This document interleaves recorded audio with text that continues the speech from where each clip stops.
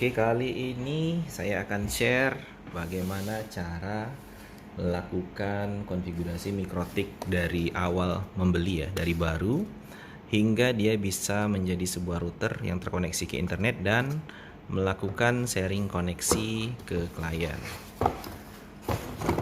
Yang pertama kita buka dulu untuk boxnya. Ini ada mikrotik jenis hub light. Kalau yang ini jenisnya RB1100AH. Dan kalau yang hub LED ini di sini ada serialnya ya. Nah, di sini serinya adalah RB951UI2ND. Nah, di dalam kemasan ataupun di dalam kotak pembeliannya tersedia satu buah mikrotiknya ataupun router boardnya dan satu buah adaptor. Nah, sekarang pertanyaannya, ya, ada salah satu teman yang bertanya, bagaimana cara melakukan konfigurasi mikrotik ini dari awal kita beli di toko sampai dia bisa menjadi sebuah router yang bisa difungsikan untuk melakukan sharing koneksi internet.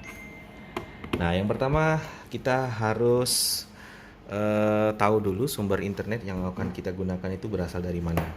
Ya, kita harus cari tahu dulu. Di sini saya sudah sediakan, ini adalah kabel, di mana kabel ini berasal dari sumber internet utama. Nanti kabel ini saya akan koneksikan ke Ether 1 ya, atau di sini tertulis internet yang berwarna biru ya, ataupun ada PoE in. Artinya mikrotik ini support untuk dinyalakan dengan kabel yang memiliki arus PoE, Power over Ethernet. Jadi tidak mesti hanya menggunakan adaptor. Jadi nanti yang sumber internet itu kita taruh di Ether 1. Kemudian yang dari laptop ataupun mau kita konfigurasi atau juga sebagai klien itu nanti connect ke Ether 2 seperti ini.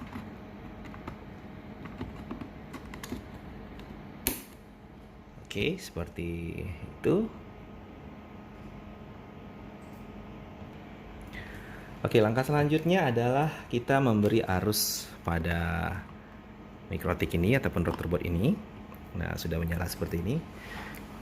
Ether 1 ataupun kabel yang berwarna biru itu dari sumber internet, terserah dari modem IndiHome atau dari modem sumber internet lainnya. Kemudian yang kedua itu yang menuju ke klien ataupun menuju ke laptop ataupun komputer yang akan kita gunakan sebagai laptop yang akan melakukan konfigurasi. Nah, di sini kita buka aplikasi yang namanya Winbox. Aplikasi berbasis GUI milik mikrotik. Kemudian kita masuk ke menu Netboard, lalu kita klik refresh untuk membaca mikrotik yang barusan kita koneksikan ke laptop. Nah, di sini standarnya defaultnya adalah IP-nya 192.168.881. Kita klik di sini, lalu kita klik connect ataupun double klik juga bisa. Lalu sekarang di sini standarnya sih mikrotik ini sudah dikonfigurasi oleh pabrik. Namun kali ini kita akan remove semua configuration-nya dan kita akan konfigurasi dari awal. Kita remove configuration-nya. Kemudian kita klik sistem, kemudian reset configuration, klik do not backup. Oke, lagi restart ya, sebentar karena tadi sudah kita remove. Tuh, mikrotiknya restart. Kemudian kita coba reconnect. Nah, kita sistem reset configuration ya, saya ulangi dari menu sistem, kemudian reset configuration. Lalu muncul menu seperti ini, kita klik do not backup, no default configuration, biar betul-betul hilang semua configuration-nya. Kemudian reset configuration. Lalu dia akan restart kembali dan menghapus seluruh konfigurasi yang sudah pernah di setting oleh pabrik. Kemudian kita kameranya tidak fokus. Nah, kemudian kita tutup dan kita buka kembali Winbox-nya. Tadi kita sudah tahu bahwa IP-nya adalah 88.1. Sekarang kita coba refresh. Semestinya IP-nya harus menjadi 0 semua setelah Kita reset. Nah, sekarang sudah terbaca IP address-nya adalah 0 ya, 0.0.0.0. Kita klik. Di sini ada kebaca ada 2 ya. Kita pilih salah satu saja, kemudian kita klik connect. Lalu di sini kita sudah dihadapkan ke menu konfigurasi mikrotik. Aduh, kameranya tidak fokus. Nah, seperti ini. Kemudian langkah yang pertama kita lihat dulu di bagian interface.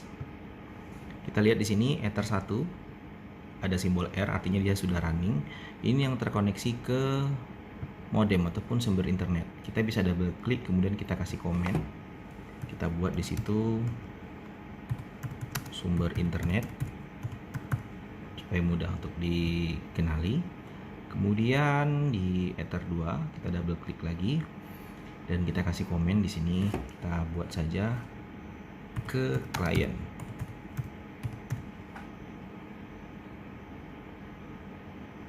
Oke, sudah seperti ini. Lalu langkah berikutnya adalah pemberian IP address. Bisa secara GUI, yang paling simpelnya secara GUI ya, karena secara teks itu mungkin butuh sintak khusus ataupun mungkin butuh perhatian lebih. Nah, yang cara simpelnya kali ini saya akan ajarkan ataupun saya akan share menggunakan GUI saja ya. Kita klik IP kemudian address. Nah, di sini kita akan konfigurasi dulu IP address yang pertama, yaitu yang berasal dari internet, dari sumber internet. Biasanya IP address itu kalau misalkan dari modem itu di HCP, artinya otomatis IP address-nya akan diberikan dari server ke klien. Sekarang ini dari sumber internet dianggap server, mikrotik ini dianggap sebagai klien. Nah, biasanya seperti itu. Tapi kalaupun tidak di HCP, kita bisa melakukan konfigurasi manual. Tapi kita harus tahu berapa IP address-nya. Nah, kalau kita mau konfigurasi manual, bisa kita klik tanda tambah seperti ini, lalu tinggal kita masukkan saja berapa IP address-nya. Kita harus tahu. Kemudian interface-nya kita pilih Ether 1. Di sini ada Ether 1 sumber internet. Kira-kira seperti itu. Namun pada kali ini kita akan mengisi IP address pada Ether 1 ini atau pada IP yang terhubung ke internet itu secara otomatis sesuai yang diberikan oleh modem. Kita pilih menu IP, kemudian DHCP client, kemudian kita klik tanda tambah. Lalu interface-nya yang kita pilih adalah Ether 1 karena itu yang terhubung ke sumber internet. Kemudian kita klik OK. Lalu kita lihat statusnya di sini. Nah, pastikan statusnya sudah bound. Bound itu artinya dia sudah mendapatkan IP address secara otomatis dari sumber internet. Di sini kita lihat IP address-nya adalah 0.109. 192.168.0.109. Itu adalah IP yang diberikan dari sumber internet ke Ether 1 pada mikrotik ini sebagai input internetnya. Sampai tahap ini semestinya mikrotik ini sudah bisa terhubung ke internet. Cara mengujinya kita klik terminal, lalu kita lakukan ping ke misalkan Google.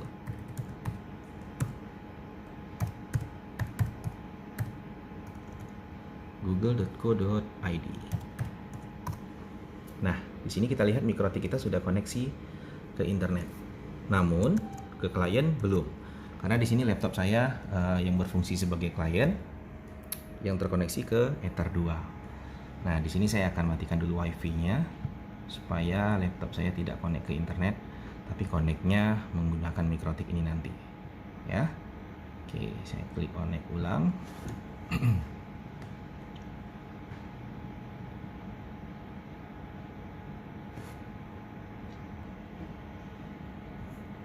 Oke, kita kembali lagi ke Winbox-nya. Nah, ini sudah restart. IP-nya 000, kemudian saya klik connect. Nah, kenapa 000? Bukannya tadi IP-nya Ether 1 sudah kita kasih IP ya dari server. Nah, itu karena laptop ini koneksinya dia bukan ke Ether 1 tapi koneksinya ke Ether 2. Jadi yang dia baca yang di sini. Di sini masih kosong IP address-nya ya di Ether 1. Di Ether benar di Ether 1 karena dihitungnya dari Ether 0. Ya. Maaf ya, ternyata betul dari Ether 1, Ether 2 yang dari 0 itu Debian Linux. Nah, di sini klien koneksi ke Ether 2. Ini yang dibaca tadi masih 0. Yang ini Ether 1 itu terhubung ke sumber internet yang sudah ada IP tadi.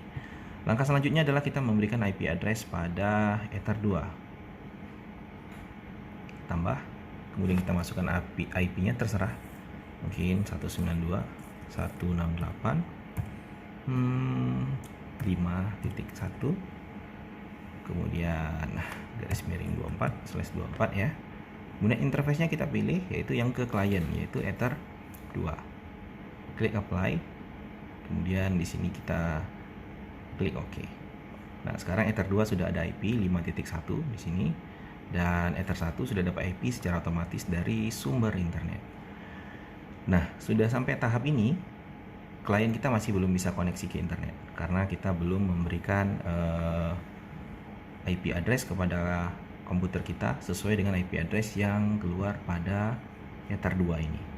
Nah, tadi kita sudah tahu di sini kita catat IP-nya adalah 5.1 yaitu 192.168.5.1.